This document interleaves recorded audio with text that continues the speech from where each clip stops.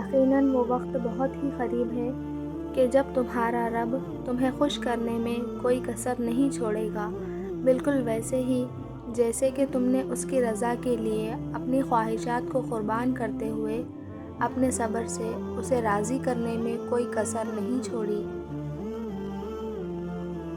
دل مشکل میں ڈوبا ہو، سوچ فکروں میں الجھی ہو تو اللہ سے دعا کرنا اور اتنا توکل ضرور کرنا کہ وہ رب تمہاری تمام دعاؤں کو دھیان سے سنتا ہے اور جواب بھی دیتا ہے۔ وہ ضائع نہیں جانے دے گا ان دعاؤں کو جو خلوص دل سے مانگی جائے۔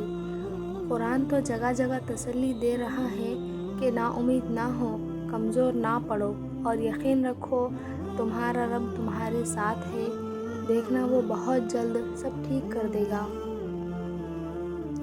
توکل تو یہی ہے کہ قبولیت کے آثار بھی نہ ہو اور تب بھی دعا جاری رہے۔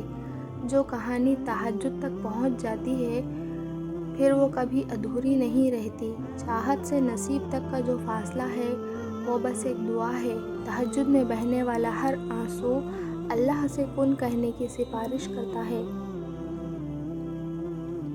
ہو سکتا ہے یہی قبولیت کی گھڑی ہو اور تمہیں وہ سب مل جائے جسے پا کر تم خوش ہو جاؤ۔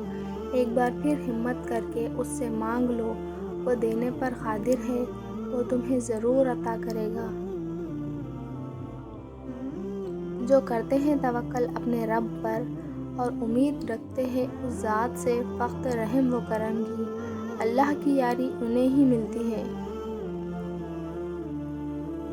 تھک گئے ہو، بس تھوڑا سا انتظار باقی ہے۔